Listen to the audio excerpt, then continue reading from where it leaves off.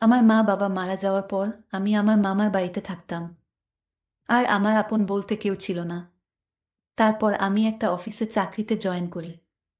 অফিসের বস একদিন সুযোগ বুঝে আমাকে, বাকিটা গল্পতেই বলছি। বাবা মার মৃত্যুর পরে মামার অভাবের সংসারে ঠাঁই মেলে আমার। তখন আমাদের কিছুই নেই। নদী ভাঙ্গনে বাড়িঘর, জমিজমা সব হারিয়ে বাবা মার সাথে শহরের ছোট একটা বাসায় উঠেছিলাম। এর মধ্যে আমার ছোট ভাইটা হারিয়ে গেল। আমার ছোট ভাইয়ার নাম ছিল রুমান। ক্লাস 9-এ পড়ত। আর আমি মাত্র ইন্টারমিডিয়েট পাশ করে অনার্সে ভর্তি হয়েছি তখন। কত স্বপ্ন ছিল ডাক্তার হব, কিন্তু ডাক্তারি পড়ার আর সামর্থ্য নেই তখন। বাবা খুব কষ্ট পেতেন কারণ ভর্তি পরীক্ষায় টিকেও ডাক্তারি পড়তে পারলাম না। আমি বাবাকে সান্ত্বনা দিয়ে যাই। আমার সান্ত্বনা মাথার উপর বটের ছায়া। বাবা মা আছে আমার। ভাগ্য আমাকে নিয়ে তামাশা করতে শুরু করে। একদিন অ্যাক্সিডেন্টে আমার বটের ছায়ারা চলে যায় না ফেরার দেশে। আমার ছোট ভাইকে হারিয়ে আমি একা হয়ে গেলাম। তারপর মামা ওনার বাসায় নিয়ে আসে। মামা এক অফিসের কর্মচারী ছিলেন। কোনো রকমের সংসার চলে যেত। দুই ছেলে মেয়ের খরচ চালিয়ে আমি তাদের উপর বাড়তি চাপ হয়ে যাই। মামা কখনো কিছু বলতেন না। কিন্তু মামি কেন চুপ করে থাকবেন? ছুটা কাজের মহিলা বিদায় হলো। ঘর ঝাড়ু, কাপড় ধোয়া, রান্না করা, বাজার করা সব এক এক করে আমার উপর পড়ে। তার মধ্যে কয়েকটি টিউশনি জোগাড় করে নিজের পড়ার খরচ জোগাড় করি। ক্লাসে তো যেতেই পারিনি। শুধু পরীক্ষার সময় পরীক্ষা দিয়ে আসি। মামি সেটাতেও আপত্তি। যতটা সম্ভব নিজের খরচ কমিয়ে টিউশনির টাকা কিছু মামির হাতে তুলে দেই। মামা সব বুঝতেন কিন্তু মামির উপর কথা বলতে পারতেন না। ঝাড়ি খেয়ে মুখ কালো করে বসে থাকতেন। এভাবেই মামির সংসারে গায়ে খেটে পড়াশোনা শেষ করি। মামাতো ভাই, বোন হিমেল আর নীলুফা মামিকে লুকিয়ে আমার কাজে অনেক সাহায্য করত। কিন্তু কথায় বলে না, অভাগী যেদিকে চায় সাগর ও শুকিয়ে যায়। আমার বেলায় ও ব্যতিক্রম হয়নি। মামার অফিস থেকে একদিন ফোন আসে মামা খুব অসুস্থ, হাসপাতালে নেওয়া হয়েছে। মামিকে নিয়ে ছুটে গেলাম। সপ্তাহ খানেক পরে মামা বাসায় ফেরেন ঠিকই, কিন্তু প্যারালাইজ হয়ে গেছে। দুই পা অসাড়। মামার অফিসের কয়েকজন এসেছিলেন দেখতে। মামা অনেক বলে কয়ে মামার কাজটা আমাকে দিতে অনুরোধ করেন। ভাগ্য বুঝি মুখ তুলে চাইল। কি দয়া হলো ওনাদের, আমাকে চাকরিটা দিয়ে দিল। সেই অফিসের বস রাফি। আমি মামার পোস্টেই জয়েন করি। একদিন একটা ফাইল নিয়ে হুট করেই রাফির কেবিনে ঢুকে পড়ি। যা দেখলাম তার জন্য প্রস্তুত ছিলাম না। এই অফিসের একটা মেয়ে রাফির সাথে বসে হাসি হাসি গল্প করছে, মনে হয় যেন তারা দুজন দুজনকে খুব ভালোবাসে। আমি দেখেই মাথা নিচু করে দাঁড়িয়ে আছি। এই মেয়ে, নক না করে আমার কেবিনে ঢুকার সাহস হয় কি করে তোমার? রাগে গড়গড় করতে থাকে Rafi. I am sorry sir, ভুল হয়ে গেছে। আসলেই আমি অন্যমনস্কভাবেই নক করতে ভুলে গেছি। কোথা থেকে এসব জুটেছে কে জানে। এই মেয়ে বাবা মা ভদ্রতা শেখায়নি। নাইমা নামের মেয়েটি এগিয়ে এসে বলল। এই মেয়ের মুখে ভদ্রতার কথা শুনে মেজাজ কারাক করছে আমার। আমার ভুল, আমাকে আরো কিছু বললেও মেনে নিতাম। কিন্তু আমার বাবা মাকে নিয়ে কেউ কিছু বললে আমি সহ্য করতে পারি না। এক্সকিউজ মি ম্যাম, আমার ভুল হয়েছে, আমি স্বীকার করছি। কিন্তু তাই বলে আপনি আমার মা বাবাকে তুলে কথা বলতে পারেন না। আর ভদ্রতা কাকে শেখাতে হবে সেটা তো দেখতেই পাচ্ছি। নিমা আমাকে চড় মারার জন্য হাত তুলতেই ওর হাত ধরে ফেলি। এক ঝাটকায় হাত সরিয়ে দেই। আমার ব্যবহারে নিমা বোকা হয়ে গেছে। ভাবতেও পারেনি এমনটা করতে পারবো। রাফি এত সময় শুনছিল। এবার এগিয়ে আসে। এই মেয়ে, তোমার তো খুব সাহস দেখছি। স্যার, আপনার মিটিংয়ের ফাইল রেডি। Excuse me. ফাইলটা ডেস্কে রেখে আমি বেরিয়ে আসি। মাস খানেক কেটে যায়। নিমা আমার পেছনে লেগেই আছে। আমি সতর্ক থাকি যাতে আমার ভুল ধরতে না পারে। রাফি সেদিনের পর আমাকে কিছু বলেনি। কিন্তু এক সপ্তাহের মধ্যেই আমার পোস্ট পরিবর্তন করা হয়। আগে মামার পোস্টে থাকলেও এখন আমি রাফি পি.এস। রাফির পাশের কেবিনটা আমার। এদিকে মাসের শেষে অফিসে একটা পার্টির আয়োজন করা হয়। পার্টি চলাকালীন আমি এক কোণায় দাঁড়িয়ে থাকি। এসবে আমি অভ্যস্ত নই। হঠাৎ খেয়াল করলাম সকলের মধ্যমণি রাফি নেই। কিছুক্ষণ পরেই রাফির ফোন। একটা জরুরি ফাইল নিয়ে কেবিনে যেতে বলে। নক করে কেবিনে ঢুকে দেখি রাফি চেয়ারে নেই। কেবিনটার একপাশে বসার জন্য আলাদা জায়গা আছে। তার পাশের জানালার কাছে রাফি দাঁড়িয়ে আছে। রাফি আমার দিকে তাকিয়ে আছে। রাফি আমায় বলল, তুমি আমাদের সাথে থাকতে পারো অনুষ্ঠানে। আমি বললাম, কখনোই না, আমি এসব অনুষ্ঠানে জয়েন থাকি না। আমার এসব অনুষ্ঠান ভালো লাগে না। আমি একটা জরুরি ফাইল জমা দিতে এসেছি এবং আমার এই মাসের বেতনটা দিলে খুব উপকার হতো। তখন আমাকে রাফি বলল, দেখো, বেতন তোমার কাল নিতে হবে। আজ বেতন দেওয়ার কোনো সুযোগ নেই। আমি বললাম, তাহলে আমি বাসায় চলে যাই। রাফি তখন রাগ দেখিয়ে বলল, এই তুমি কি ভাবছো এমনি এমনি টাকা দিয়ে দেব? কখনো না। আমার পিএস তুমি, আমি যখন তোমাকে ছুটি দিব তখন তোমার বাড়িতে যেতে হবে, তার আগে না।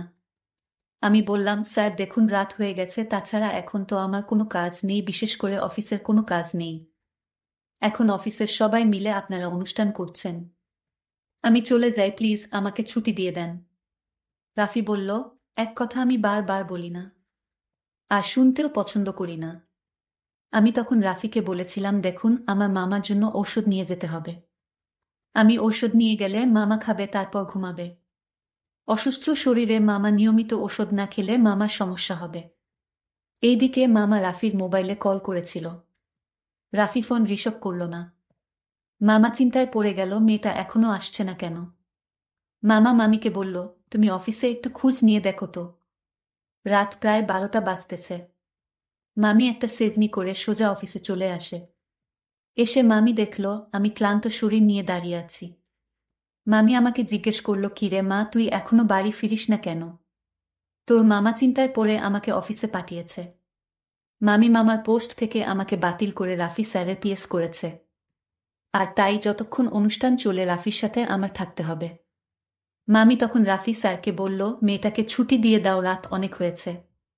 রাফি তার জবাবে বলল, দেখুন, এরকম করলে কিন্তু আমি ওকে চাকরিতে রাখতে পারবো না। ঠিক আছে, আজ ছুটি দিয়ে দিলাম, নেক্সট টাইম এমন করলে আমি চাকরিতে রাখতে পারবো না।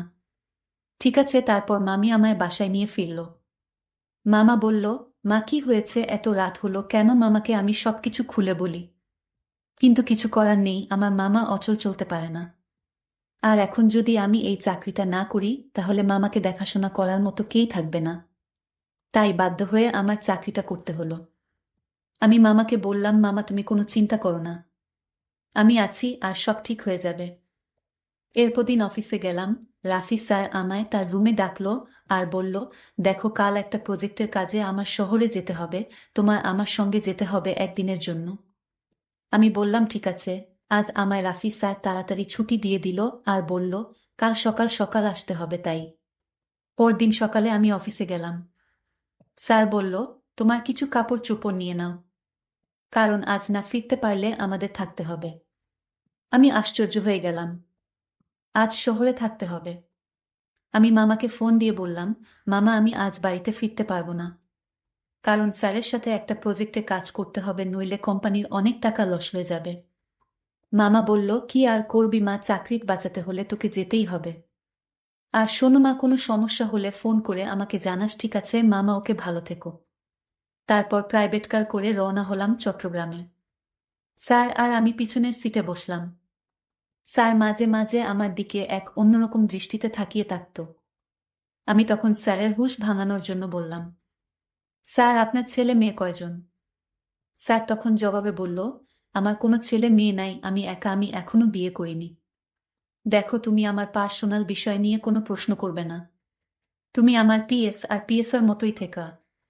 ঠিক আছে স্যার, আমি আপনাকে আর কোনো প্রশ্ন করব না। রাফি স্যার তখন আমাকে জিজ্ঞেস করল, তুমি তোমার মামার জন্য চাকরি করছো কেন? তোমার মা বাবা ভাই বোন নেই? আমি বললাম, না, আমার মামা মামি ছাড়া এই দুনিয়ায় আমার কেউ আপন নেই। গল্প করতে করতে আমরা চট্টগ্রাম পৌঁছে গেলাম।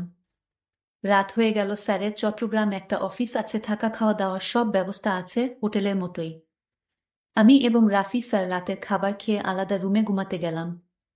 রাত যখন একটা বাজে, রাফি স্যার তখন আমার রুমে টোকা দিল আর বলল, অরুণ, দরজাটা খুলো তো, তোমার রুমে আমার একটা অফিসের ফাইল রয়েছে। আমার রুমে রাফি স্যার আসলো আর বলল, শোন অরুণ, তোমার জন্য একটা গুড নিউজ আছে। আমি বললাম, বলুন স্যার। একথা বলতেই আমার মোবাইলে মামির ফোন আসে। মামি বলল, তোমার মামাকে হাসপাতালে নিয়ে আসলাম, তোমার মামা আবার স্ট্রোক করেছে। আমি হাসপাতালে আছি। ডাক্তার বলেছে 2 লাখ টাকা জমা না দিতে পারলে তোমার মামাকে বাঁচানো যাবে না। আমি বললাম, মামি তুমি চিন্তা করো না, আমি টাকার ব্যবস্থা করছি। তখন আমি রাফি স্যারের কাছে অনুরোধ করে বললাম, স্যার আমার মামাকে বাঁচাতে হলে 2 লাখ টাকা জরুরি লাগবে। প্লিজ আমাকে টাকাগুলো দেন, আমি চাকরি করে শোধ করে দেব। রাফি তখন আমাকে বলল, দিতে পারি একটা শর্তে। আমি বললাম, কি শর্ত? আমি সব শর্ত আমি মানব। রাফি তখন আমাকে কুপ্রস্তাব দিল। আমি বললাম, স্যার অন্য কিছু বলুন। স্যার তখন বলল, এটাই আমার চাওয়া, যদি রাজি থাকো তাহলে আমি তোমাকে 2 লক্ষ টাকা দিতে পারি। আমি কোনো উপায় না পেয়ে বললাম, মামাকে বাঁচাতে হলে আমার এখন রাজি হওয়া ছাড়া কোনো উপায় নেই। মনে মনে চিন্তা করলাম, আগে টাকাগুলো নে, তারপর দেখা যাবে। আমি রাফিকে মিথ্যা কথা দিলাম। আমি রাজি। আমি রাফি স্যারকে বললাম, স্যার আগে টাকাগুলো দেন, আমি আমার মামাকে বাঁচাই, তারপর আপনার বিষয়টা আমি দেখব। রাফি তখন ব্যাংক চেক দিল। আমি টাকা তুলে মামা যে হাসপাতালে আছে সেই হাসপাতালে আসলাম। মামি বলল, মা তুই এত টাকা কোথায় পেলে? আমি বললাম, আগে মামা সুস্থ হোক তারপর সব বলছি। মামাকে 3 দিন হাসপাতালে থাকতে হলো। তারপর মামাকে সুস্থ করে বাড়িতে নিয়ে আসলাম। পরদিন রাফি আমাকে ফোন করলো আর বলল, কি তোমার মামার অবস্থা কি? আমি বললাম, ভালোই আছে এখন। রাফি তখন বলল, তুমি কাল অফিসে এসো। তুমি কি ভুলে গেছো আমার টাকার কথা? আমি বললাম, না ভুলিনি। আমি কাল আপনার অফিসে আসব, আপনি কোনো চিন্তা করবেন না। পরদিন আমি অফিসে গেলাম। রাফি স্যার আমাকে তার রুমে ডাকলো আর বলল, আমরা যে প্রজেক্টটা সাইন করেছি সেই প্রজেক্টটা নিয়ে আসো। আমি অফিসে ফাইল নিয়ে যেতেই রাফি স্যার আমাকে বলল, বসো। আমি বসলাম। রাফি স্যার বলল, আমার কাছ থেকে তুমি যে টাকা নিয়েছিলে, যে কাজের বিনিময়ে, সেটা কি করলে? রাফি স্যার আমার দিকে তাকিয়ে বলল, কি উত্তর দিচ্ছ না কেন? আমি বললাম, স্যার আপনার টাকা আমার বেতন থেকে কেটে রেখে দিবেন। রাফি স্যার রাগান্বিত হয়ে বলল, এটা তো কথা ছিল না। আমি বললাম, আমি আপনাকে মিথ্যা সান্ত্বনা দিয়ে টাকাগুলো নিয়েছি। আপনি যে প্রস্তাব আমাকে দিয়েছেন সেটা সম্ভব না। আপনার টাকা আমি ফেরত দিয়ে দিব। রাফি স্যার বলল, তাহলে এই মুহূর্তে টাকাগুলো দেন। আমি বললাম, স্যার কেমনে দিব এই মুহূর্তে? আপনার কি মাথা ঠিক আছে? রাফি স্যার আমার কথা সহ্য করতে না পেরে আমাকে চড় মারতে চেয়েছিল, কিন্তু আমি তার হাতটা ধরে উল্টো রাফি স্যারকে একটা থাপ্পড় মেরে দিলাম। রাফি স্যার বলল, কত বড় সাহস তোর, তুই আমার গালে চড় মারলি? এই অফিসের সবাই আমাকে বাঘের মতো ভয় পায়। তোর এত বড় সাহস, আজ থেকে তোকে এই অফিসের চাকরি থেকে বহিষ্কার করলাম। আমি চাই না আপনার অফিসে চাকরি করতে। আমি রিজাইন দিয়ে চলে আসলাম। যখন চলে আসি তখন আমার ছোট একটা মাইনি ব্যাগ ছিল, সেই ব্যাগে আমার আর আমার ছোট ভাইয়ের সাথে, অর্থাৎ একসাথে ছবি ছিল।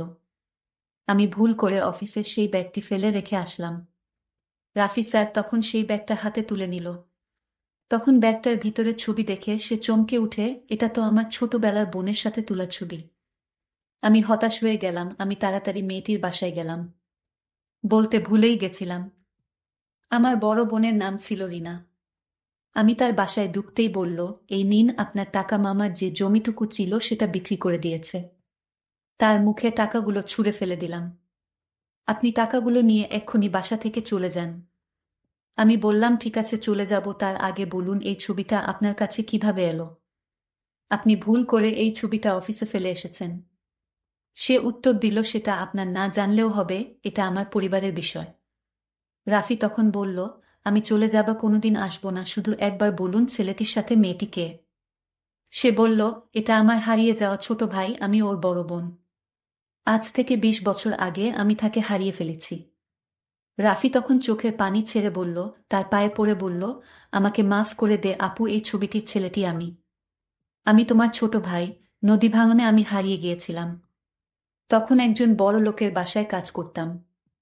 ওনারা তাদের ছেলে হিসেবে আমাকে দেখত, কারণ তাদের ছেলে মেয়ে ছিল না।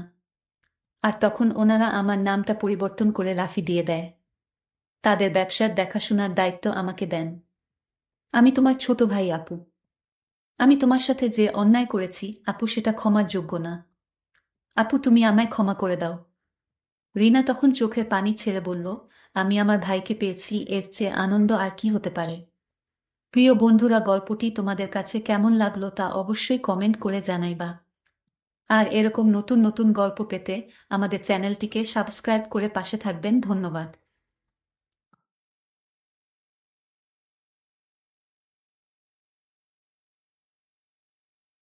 আমার নাম অর্পিতা, বয়স 21 বছর।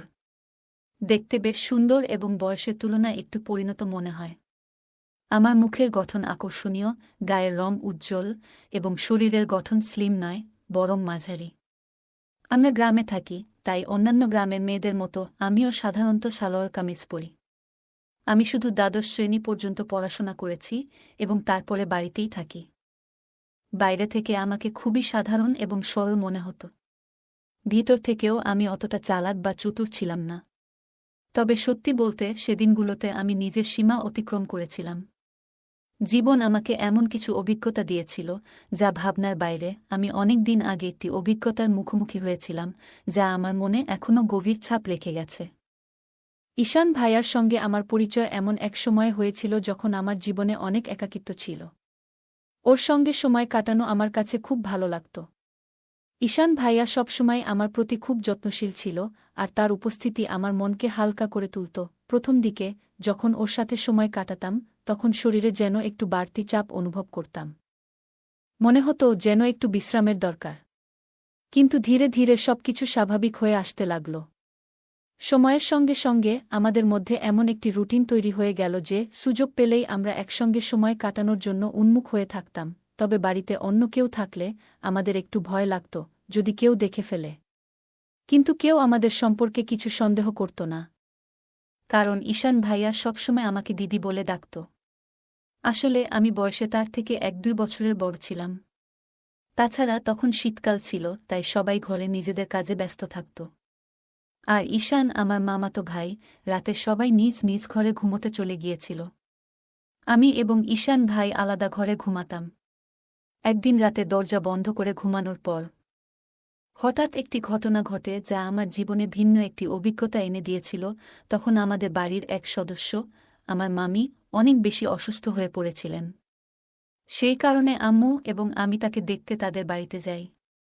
আমাদের নিয়ে আসার জন্য ঈশান ভাই গাড়ি নিয়ে এসেছিল। প্রথমেই সে এসে আম্মুর পা ছুঁয়ে সালাম করেন। তারপর আমাকে দেখে অবাক হয়ে বলেন, আপনি তো অনেক বড় হয়ে গেছেন। গাড়িতে করে আমরা বাসায় ফিরছিলাম। তখন সন্ধ্যা 7টা বাজে। আমরা দেরি করেই রওনা দিয়েছিলাম, তাই সময় লেগেছিল। বাড়ি পৌঁছে দেখি মামা রান্না করছেন আর মামি বিছানায় শুয়ে আছেন। আম্মু রান্নাঘরে ঢুকে মামাকে বকতে লাগলেন, যখন এত সমস্যা ছিল তখন আমাকে আগেই জানালে ভালো হতো। এত কষ্ট করার কী দরকার ছিল? আম্মু রান্না করতে লাগলেন, আর আমি মামিকে দেখে তার পাশে বসে পড়লাম। মামিও আমাকে দেখে বেশ খুশি হলেন, কিন্তু তার শারীরিক অবস্থা খুবই খারাপ ছিল। কিছুক্ষণ পর আম্মু মামিকে খাবার দিলেন এবং নিজ হাতে তাকে খাইয়ে দিলেন। ততক্ষণে ঈশান ভাই আমাকে ডাকলেন। আমি তার দিকে তাকিয়ে জানতে চাইলাম কি হয়েছে। ঈশান ভাই আমাকে তার কথাগুলো শোনানোর জন্য অপেক্ষা করছিলেন, যা পরবর্তীতে আমাকে একটি নতুন অভিজ্ঞতার মুখোমুখি করেছিল। রাতে খাওয়ার জন্য যখন আমি ঘরে ঢুকি, তখন ঈশান ভাই খাবার খাচ্ছিলেন। আমাকে দেখেই সে বলল, দিদি চলে আসুন, খাবার খান। আমি বললাম, না ভাইয়া, আপনি আগে খান, আমি পরে খাব। কিন্তু সে আমাকে জোর করেই বসালেন। আমিও খুব ক্ষুধার্ত ছিলাম, তাই বেশি আপত্তি করলাম না। আমরা মজা করে একসঙ্গে খাবার খেয়ে নিলাম, কারণ আমরা আসার সময় চিকেন নিয়ে এসেছিলাম। খাওয়া শেষ হওয়ার পর আমি আম্মুর ঘরে ঘুমাতে যাওয়ার জন্য রওনা দিলাম। তখন ঈশান ভাই বলল, দিদি, যদি কিছু মনে না করেন তবে এখানে আমার ঘরেই ঘুমান না। আমি একটু অবাক হয়ে বললাম, না ভাইয়া, আমি আম্মুর কাছেই ঘুমাবো। কিন্তু সে বারবার অনুরোধ করতে থাকল। শেষে আমি বললাম, ঠিক আছে, এখানে থাকব, কিন্তু আগে আম্মুকে জানিয়ে আসি। ঈশান ভাই আম্মুকে গিয়ে জানালেন যে আমি তার ঘরে থাকছি। এদিকে আমি আমার সালোয়ার কামিজ বদলে ঈশান ভাইয়ের দেওয়া লোয়ার আর টি শার্ট পরে নিলাম, কারণ আমার পোশাকটা একটু বেশি টাইট ছিল। আমাকে সেই পোশাকে দেখে ঈশান ভাই হেসে বললেন, দিদি, আপনাকে এই পোশাকেও অসাধারণ লাগছে, তুমি এত সুন্দর কেন? আমি তাকে কিছু বললাম না, শুধু হেসে কথা ঘুরিয়ে দিলাম। এরপর আমি চাদর গায়ে দিয়ে বিছানায় বসে পড়লাম, আর ঈশান ভাই নিজের চারপাইতে শোয়ার ব্যবস্থা করতে লাগলেন। তখন আমি বললাম, ভাইজা, বিছানাতেই ঘুমিয়ে পড়ুন, এখানে অনেক জায়গা রয়েছে। খাওয়া দাওয়ার পর ঈশান ভাইও চাদরের মধ্যে এসে বসে পড়লেন। ঈশান ভাই ছিলেন খুবই হাসিখুশি এবং মজার মানুষ। তিনি মজার মজার কথা বলে আমাকে অনেকক্ষণ হাসালেন। কথা বলতে বলতে কখন যে রাত 11টা বেজে গেল এবং কখন যে আমি ঘুমিয়ে পড়লাম বুঝতেই পারিনি। সকালে ঘুম ভেঙে দেখি ঈশান ভাই আমার চুল নিয়ে খেলা করছেন। আমাকে দেখে তিনি হাসি মুখে বললেন, গুড মর্নিং দিদি। ঘুম কেমন হলো? আমি হাসতে হাসতে বললাম, খুব ভালো হয়েছে ভাইয়া। তারপর আমরা দুজন চাদরের মধ্যে বসে চা খেতে শুরু করলাম। সেই সময় আম্মু আমাদের জন্য গরম গরম চা নিয়ে এসেছিলেন। সকালটা খুবই ঠান্ডা ছিল, তাই চাদরের মধ্যেই চা খাওয়া হলো। ঈশান ভাই তখন বারবার আমার দিকে তাকাচ্ছিলেন। আমি হাসি মুখে জিজ্ঞেস করলাম, কি ভাইয়া, এমন করে তাকিয়ে আছেন কেন? তিনি মজা করে বললেন, আপনার চোখ দুটো খুব বড় এবং সুন্দর। সত্যি বলতে দিদি, আপনার চোখের দিকে তাকালে মন ভালো হয়ে যায়। আমি মজা করে তাকে জিজ্ঞেস করলাম, সকালে আমি যখন ঘুমিয়েছিলাম তখন তুমি কি করছিলে? তিনি একটু হেসে বললেন, কিছু না দিদি, আপনার চুল ঠিক করছিলাম। ঈশান ভাই দেখতে বেশ সুদর্শন ছিলেন। তার মুখে তখনও দাড়ি গোঁফ আসেনি। তার ত্বক খুবই পরিষ্কার ছিল এবং আমার চেয়ে সামান্য কম লম্বা ছিলেন। তার এমন কিছু আচরণ মাঝে মাঝে আমাকে একটু অবাক করত। সকালটা বেশ ব্যস্ততার মধ্যে শুরু হয়েছিল। আম্মু ঘরের কাজকর্ম নিয়ে ব্যস্ত ছিলেন আর মামা কাজের জন্য তৈরি হচ্ছিলেন। আমি আম্মুর কাজে সাহায্য করতে লাগলাম। এর মধ্যেই মামা খাওয়ার প্যাকেট নিয়ে কাজে বেরিয়ে গেলেন। আমার সকালে স্নান করার অভ্যাস অনেক দিনের, তাই প্রতিদিনের মতো আমি স্নান করতে বাথরুমের দিকে যাচ্ছিলাম। কিন্তু আমি জানতাম না যে ঈশান ভাইও এই সময় স্নান করেন। বাথরুমের দরজা খোলার সঙ্গে সঙ্গে আমি লজ্জায় লাল হয়ে গেলাম এবং দ্রুত নিজের ঘরে ফিরে এলাম। ঈশান ভাই তখন স্নানে ব্যস্ত ছিলেন, তার মুখে সাবান ছিল এবং তিনি আমাকে দেখতেও পাননি। কিন্তু আমি এতটাই লজ্জা পেয়ে গিয়েছিলাম যে সেই দৃশ্য বারবার আমার মনে ভেসে উঠছিল। আমি ঘরে বসে নিজের মতো করে কিছু একটা ভাবছিলাম আর একা একাই হাসছিলাম। ঠিক তখনই ঈশান ভাই স্নান সেরে ঘরে এলেন। আমাকে একা একা হাসতে দেখে তিনি মজা করে বললেন, কি হলো দিদি, আজ তো বেশ খুশি লাগছে। ঈশান ভাইয়ের কথা শুনে আমি একটু চুপ হয়ে গেলাম এবং বললাম, না ভাইজা, তেমন কিছু না, আপনার কথাই ভাবছিলাম। তিনি ফোন চালাতে চালাতে পাশে বসে বললেন, আমার ব্যাপারে এমন কি ভাবছিলে যে এত হাসি পাচ্ছে? আমি একটু হেসে বললাম, না ভাইজা, থাক, এটা বলার মতো কিছু নয়। কিন্তু ঈশান ভাই তখন জিদ ধরে বসলেন, না দিদি, বলো না, না বললে আমি ভুল কিছু মনে করব। তখন আমি বললাম, প্লিজ ভাইজা, এটা নিয়ে আর কিছু ভাববেন না। এরপর আমি তাড়াতাড়ি উঠে স্নানে চলে গেলাম। স্নান সেরে আমি নিচে হাফ প্যান্ট আর টপ পরে ফিরলাম। তখনও ঈশান ভাই সেখানেই বসেছিলেন। স্নানের সময় আমি চুলও ধুয়েছিলাম, তাই ঘরে ফিরে চুল শুকোচ্ছিলাম। মজা করার জন্য আমি জেনেবুঝেই পানি একটু ঈশান ভাইয়ের দিকে ছিটাচ্ছিলাম। এটা দেখে হঠাৎ ঈশান ভাই উঠে দাঁড়ালেন এবং আমার চুল ধরে আমাকে বিছানায় বসিয়ে দিলেন। তার আচরণে আমি রাগ করে উঠে বললাম, এটা কি হচ্ছে ঈশান? রাগের বশে আমি তার হাতে একটি মৃদু আঘাত করলাম। এরপর ঈশান ভাই কোনো কথা না বলে চুপচাপ ঘর থেকে বেরিয়ে গেলেন। তার এই আচরণে আমিও কিছুটা হতবাক হয়ে গেলাম। আমার মনে খুব আফসোস হচ্ছিল যে হয়তো আমাকে এটা করা উচিত ছিল না। কিন্তু আমি জানতাম ঈশান ভাই যা করতে যাচ্ছিলেন তাতে যদি আমি তাকে থামাতে কোনো পদক্ষেপ না নিতাম তবে হয়তো তিনি থামতেন না। এরপর আমি তাড়াতাড়ি নিজের চুল ঠিক করলাম এবং গোসল করে আম্মুর কাছে চলে গেলাম। আম্মু শুধু মামির কথা ভাবছিলেন। তিনি ওনার জন্য ওষুধ দেখিয়ে দিয়েছিলেন, গোসল করিয়ে দিয়েছিলেন এবং খাবারও প্রস্তুত করে রেখেছিলেন। তখন আম্মু বললেন, তাড়াতাড়ি ঈশানকে ডেকে আনো, সে গরম গরম খাবার খেয়ে নিক। পরে খাবার ঠান্ডা হয়ে যাবে। আমিও জানতাম যে ঈশান ভাই আমার উপর রেগে আছেন। যখন আমি তাকে ডাকতে গেলাম, দেখলাম তিনি ছাদের উপর আছেন। ঈশান ভাই ছাদের উপর বসে ফোনে কিছু দেখছিলেন।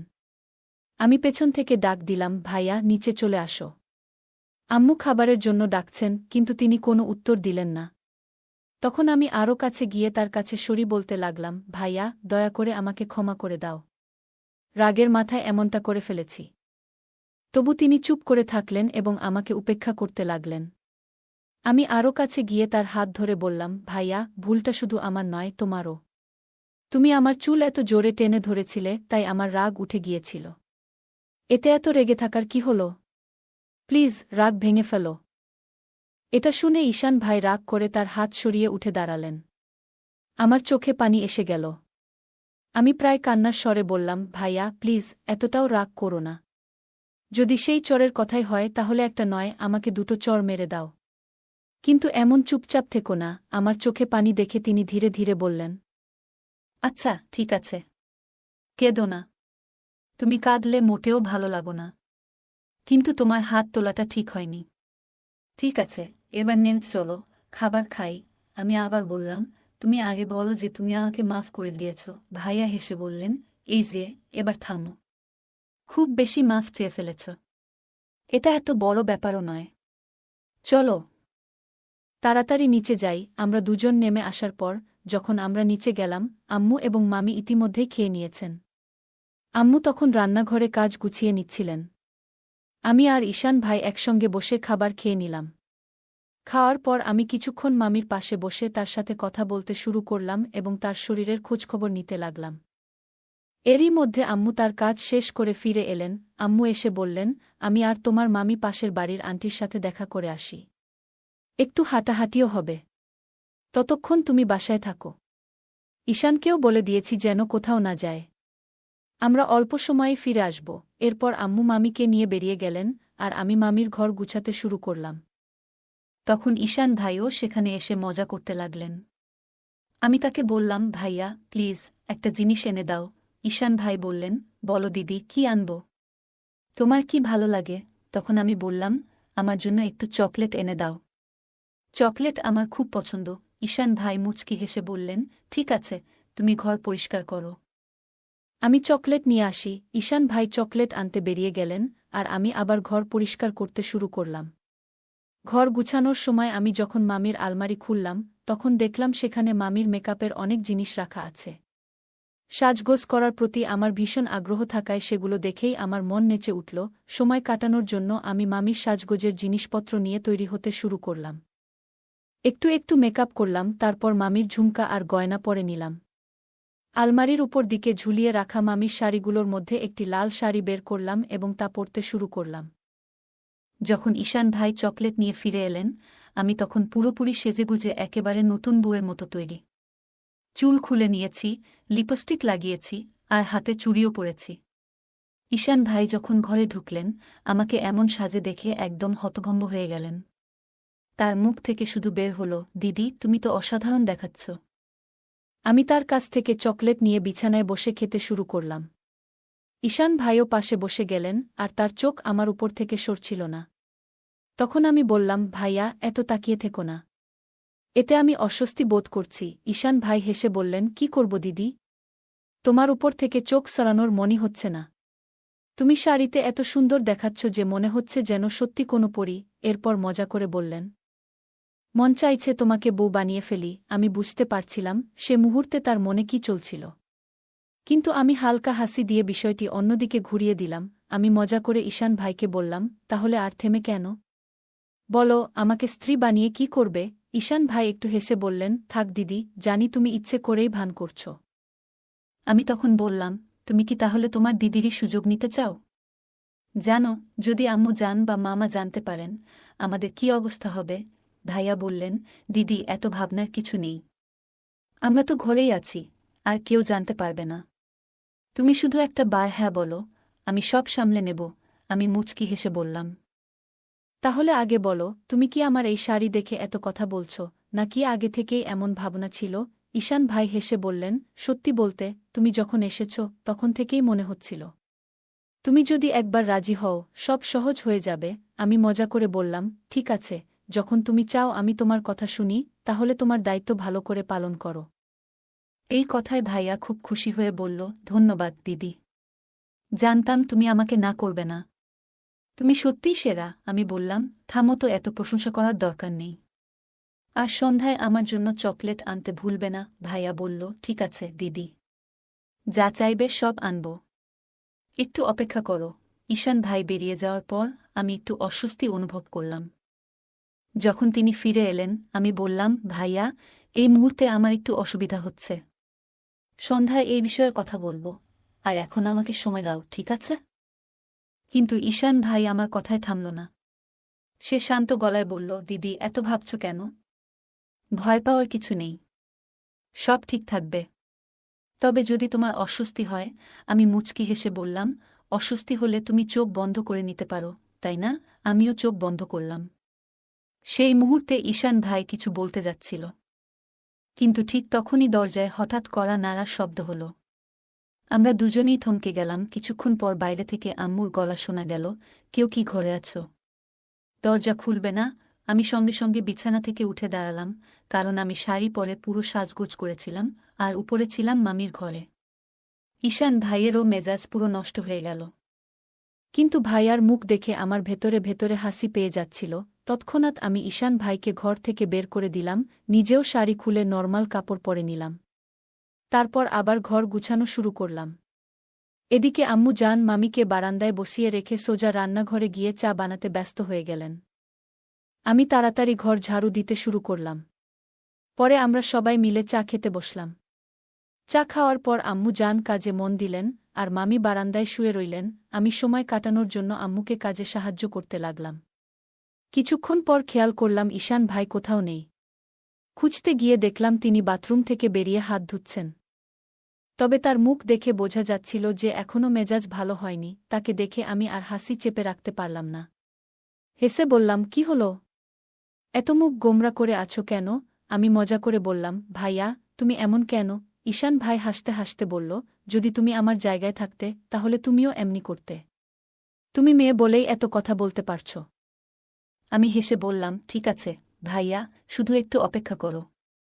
রাত হলে তো কেউ ডিস্টার্ব করবে না। ঈশান ভাই বলল, দিদি সমস্যা তো এই রাতের অপেক্ষাতেই। প্রতিটা মিনিট ঘন্টার মতো লাগছে। ঠিক তখনই আম্মু জান ডাক দিলেন, তোমাদের ভাই বোনের গল্পগুজব শেষ হলে একটু এসে কাজে হাত লাগাও। আম্মুর ডাকে আমি উঠে যাচ্ছিলাম। আর যাওয়ার সময় ঈশান ভাইকে মজা করে বললাম, ভাইয়া তোমার প্রমিস মনে রেখো। চকলেট না পেলে আমিও কিছু দেব না। তারপর আমি রান্নাঘরে চলে গেলাম। এতক্ষণে মামা জান কাজ থেকে ফিরে এসেছেন। আমি তাকে খাবার দিয়ে দিলাম। মামা জান কাজ থেকে খুব ক্লান্ত হয়ে ফেলেন, তাই আমাদের সাথে অল্প সময়ই বসেন এবং দ্রুত ঘুমিয়ে পড়েন। এদিকে আম্মু মামিকে খাবার খাওয়াতে লাগলেন এবং তার ওষুধও দিয়ে দিলেন। আমি নিজের খাবার খেয়ে নিলাম এবং সময় কাটানোর জন্য আম্মুর ফোন দেখতে শুরু করলাম। শীতকাল হওয়ায় আমরা তাড়াতাড়ি বিছানায় চলে যাই। মামি ওষুধ খেয়ে বিশ্রাম নিতে চলে গেলেন, আর আম্মু জান রেজাই গায়ে বসে কাজ করতে লাগলেন। আমি মামির ঘরে বসে ফোনে ব্যস্ত ছিলাম। এতটাই ডুবেছিলাম যে খেয়ালই করিনি কখন ঈশান ভাই খাবার খেয়ে নিজের ঘরে চলে গেছেন এবং আমার জন্য অপেক্ষা করছেন। আমি প্রতিদিনের মতো সিরিয়াল দেখতে ব্যস্ত ছিলাম। অনেকক্ষণ ধরে আমি না যাওয়ায় ঈশান ভাই নিজেই আমাকে ডাকতে এলেন। ঘরে ঢুকে ভাই বললেন, দিদি আসো, আমি অনেকক্ষণ ধরে তোমার জন্য অপেক্ষা করছি। তখন আম্মু জান বললেন, কোনো সমস্যা নেই, যদি তুমি একা ঘুমাতে চাও তবে ঘুমাও, তোমার দিদি আমার সাথে শুয়ে পড়বে। আম্মুর মুখে এমন কথা শোনা মাত্রই ভাই দ্রুত বলে উঠল, না না, আমরা তো খেলতে খেলতে ঘুমিয়ে যাব। তাছাড়া কিছুদিন পরই তো আপনারা চলে যাবেন, আর না জানি কবে দেখা হবে। আর কবেই বা দিদির সাথে খেলা করতে পারব। আমি আম্মুকে আশ্বস্ত করে বললাম, না আম্মু, আমরা ভাইয়ার কাছেই শোব। এরপর আম্মু জান বললেন, ঠিক আছে, যেমন ইচ্ছা তোমাদের। এবং আমরা ঘরে চলে এলাম।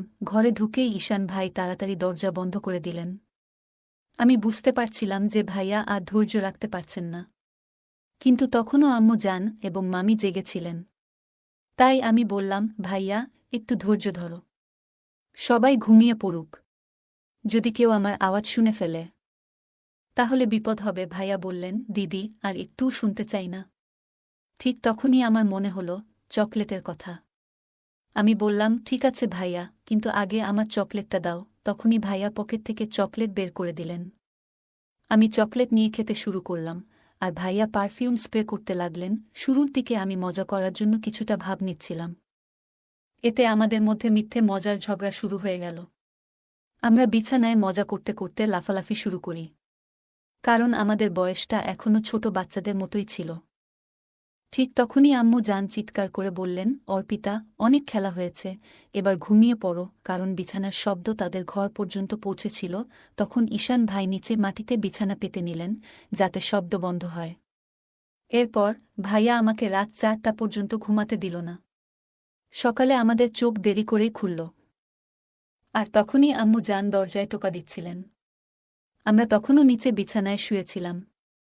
ভাইয়া সবার আগে উঠল, রেজাই বিছানার উপরে ফেলে দিল এবং আমাকে তুলে বিছানায় বসিয়ে দিল। তারপর সে দরজা খুলতে গেল। আম্মু জান আমাদের জন্য চা নিয়ে এসেছিলেন। আমাকে দেখে তিনি বললেন, আমি তো বলেছিলাম অর্পিতা, সময়মতো ঘুমিয়ে পড়ো। এখন দেখো তোমার চোখ এখনো লাল হয়ে আছে। আমি কোনো কথা না বলে চা নিয়ে খেতে শুরু করলাম, এমনকি মুখও ধুইনি, কারণ আমার পুরো শরীর ব্যথায় ভেঙে আসছিল। এরপর আম্মু জান ভাইয়ার চা রেখে চলে গেলেন। ঈশান ভাই মুখ ধুয়ে ঘরে ফিরে এলো। তাকে দেখেই আমি রাগান্বিত স্বরে বললাম, ভাইয়া, আমি তো বলেছিলাম অল্প সময়ের জন্য, কিন্তু তুমি তো আমার কথায় কান দিলে না। এখন দেখো আমার শরীর কতটা ক্লান্ত হয়ে পড়েছে। আমি তো ঠিকভাবে দাঁড়াতেও পারছি না। যদি আম্মু এসে জানতে চান তখন আমি কি বলবো? ভাইয়া দ্রুত উত্তর দিল, দিদি দুশ্চিন্তা করো না, আমি মেডিকেল স্টোরে গিয়ে ওষুধ নিয়ে আসি। ওটা খেলে তোমার শরীর ঠিক হয়ে যাবে। এরপর টানা ৩-৪ দিন আমি তাকে নিজের কাছে আসতে দিইনি, কিন্তু এতেও তার উৎসাহ কমেনি। প্রতিদিনই সে আমার আশপাশে ঘোরাঘুরি করছিল।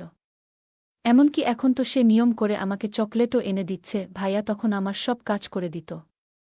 আমি যা চাইতাম সে হাসি মুখে করে দিত। তাই আমিও মজা নিতে শুরু করেছিলাম। কখনো তাকে দিয়ে পায়ের ব্যথা কমানোর ম্যাসাজ করাতাম, কখনো মাথার মালিশ করাতাম। মাঝে মধ্যে মজা করে তাকে হালকা মেরে দিতাম আর তার ফোনে সারা দিন সিরিয়াল দেখে কাটাতাম। ৩-৪ দিন পর ভাইয়ার আচরণ আরও বদলে গেল। সে আমার প্রতিটা কথা শুনত, তাই আমি তাকে বেশি কিছু বলতে আর না পারতাম। আমরা বাড়িতে একদিন দুপুরে একসঙ্গে বেশ আনন্দ করলাম। সেদিন বাড়িতে কেউ ছিল না। ভাইয়া পুরো দিন আমাকে কোথাও বসতে দিল না, সবসময় তার কাছে রেখেছিল। এই ঘটনার পর থেকে আমি আর ভাইয়া খুব স্বাভাবিক হয়ে গেলাম। যখনই তার ইচ্ছে হতো সে আমাকে ঘরে ডেকে নিত, আর আমিও এতে অভ্যস্ত হয়ে গিয়েছিলাম। সেসব দিনগুলো আমরা সত্যিই খুব উপভোগ করেছিলাম, কিন্তু জীবনের প্রতিটা শুক্কর দিনের পর একটা খারাপ সময় আসেই। আর এই খারাপ সময়টা এলো ভাইয়ার কারণেই। ৫ দিন পর আমাদের গ্রামে ফেরার সময় হল। মামি তখন অনেকটাই সুস্থ হয়ে গিয়েছিলেন, আর আমাদেরও সেখানে অনেক দিন হয়ে গিয়েছিল। আম্মু জান হঠাৎ করেই ফেরার সিদ্ধান্ত নিলেন। আমাকে বা মামা জানকে কিছুই জানাননি। যখন আমি আর ভাইয়া এটা জানলাম, আমাদের একেবারেই ভালো লাগেনি। তখন ভাইয়া বলল, দিদি, যাওয়ার আগে শেষবারের মতো একটু সময় দাও না। কে জানে তুমি আবার কবে আসবে। আমিও ভেতরে ভেতরে রাজি ছিলাম, কিন্তু একদিন আমাদের বাসায় সবাই ছিল, এমনকি মায়ের ভাই। আমার মামাও এসেছিলেন, কারণ তিনি আমাদের বাসস্ট্যান্ডে পৌঁছে দিতে যাচ্ছিলেন। সেই দিনটি আমার জীবনে অনেক বড় শিক্ষা দিয়ে গেছে। আমার বড় ভাইয়ের সাথে আমার কিছু ভুল বোঝাবুঝি হয়েছিল। আমি তাকে বোঝানোর চেষ্টা করছিলাম যে আমাদের আচরণে সবাই যেন বিরক্ত না হয়। কিন্তু হঠাৎ করে এমন কিছু ঘটে যায় যা আমি কখনো কল্পনাও করিনি। আমরা খুব ভুল সময়ে ভুল জায়গায় ছিলাম। এমনকি আমরা এতটাই সতর্ক ছিলাম না যে দরজাটিও ভালোভাবে বন্ধ করতে ভুলে গিয়েছিলাম। হঠাৎ মামা এসে পরিস্থিতি দেখেন। আমি ভয়ে কেঁপে উঠি এবং সঙ্গে সঙ্গে সেখান থেকে সরে যাই। মামা অনেক রাগ করেছিলেন, কিন্তু তিনি ধৈর্য ধরেছিলেন। মা এসে পুরো বিষয়টি সামলান। তিনি আমাদের ভুলগুলো বুঝিয়ে দেন এবং সেই দিনটি আমাকে অনেক বড় শিক্ষা দেয়। পরিবারের সবার ভালোবাসা এবং সহযোগিতায় আমরা পরিস্থিতি সামলে নিই। এরপর থেকে আমি নিজের ভুল থেকে শিখেছি। সেই ঘটনার পরে আমি আর কখনো এমন কিছু করতে চাইনি যা আমার পরিবারকে বিব্রত বা ক্ষতিগ্রস্ত করতে পারে। বন্ধুরা, আমাদের জীবনে ভুল হতে পারে, কিন্তু তা থেকে শিখে নেওয়া সবচেয়ে গুরুত্বপূর্ণ। আপনাদের জীবনেও যদি কখনো এমন কোনো পরিস্থিতি আসে, তাহলে সেটি সামলে নিতে চেষ্টা করবেন এবং পরিবারের সঙ্গে সব সময় খোলামেলা আলোচনা করবেন। গল্পটি আমাদের শেখায় যে যে কোনো সম্পর্কের মধ্যে সীমারেখা থাকা গুরুত্বপূর্ণ। অত্যধিক ঘনিষ্ঠতা কখনো কখনো ভুল বোঝাবুঝির কারণ হতে পারে। তাই আমাদের উচিত সব সময় নিজের এবং অন্যের স্বাচ্ছন্দ্যকে প্রাধান্য দেওয়া। পরিবারের পরিবেশ এবং সম্পর্কের প্রতি সম্মানজনক আচরণ অত্যন্ত গুরুত্বপূর্ণ। আমাদের কাজ বা আচরণ যেন পরিবারের কারো জন্য বিব্রতকর না হয়, তা নিশ্চিত করা দরকার। মানুষ মাত্রই ভুল হতে পারে, কিন্তু সেই ভুল থেকে শিক্ষা নেওয়া এবং ভবিষ্যতে সঠিক সিদ্ধান্ত নেওয়া একজন ব্যক্তির পরিণত মানসিকতার পরিচয়। যে কোনো পরিস্থিতিতে সচেতন থাকা দরকার। গল্পে দরজা বন্ধ না করার ঘটনাটি একটি ছোট ভুল ছিল। কিন্তু তা বড় সমস্যার কারণ হয়ে দাঁড়ায়। এ থেকে বোঝা যায় ছোটখাটো বিষয়ে সতর্ক থাকা জীবনে বড় প্রভাব ফেলে। এই গল্পটি আমাদের শেখায় জীবনের প্রতিটি অভিজ্ঞতা থেকে কিছু না কিছু শেখার সুযোগ আছে। ভুলগুলো শুধরে নিয়ে আরও ভালো মানুষ হওয়ার জন্য সেই শিক্ষা কাজে লাগানোই সবচেয়ে গুরুত্বপূর্ণ। যদি এই বার্তাটি আপনার জীবনের সঙ্গে সম্পর্কিত মনে হয়, তবে পরিবার এবং কাছের মানুষদের সঙ্গে সময় কাটানোর সময় তাদের অনুভূতির প্রতি সম্মান দেখান। জীবনকে সুন্দর ও ইতিবাচক দৃষ্টিভঙ্গিতে দেখুন। আমার এই ছোট জীবনের অভিজ্ঞতা কেমন লাগল জানাতে ভুলবেন না। বন্ধুরা, যদি এই গল্পটি ভালো লেগে থাকে তাহলে দয়া করে ভিডিওটি লাইক করুন এবং আমাদের চ্যানেলটি সাবস্ক্রাইব করুন। পাশে থাকা বেল আইকনটি প্রেস করুন, যাতে করে আমরা যখনই নতুন ভিডিও আপলোড করি তার নোটিফিকেশন সবার আগে আপনার কাছে পৌঁছে যায়। ধন্যবাদ। দেখা হবে আমাদের পরবর্তী ভিডিওতে।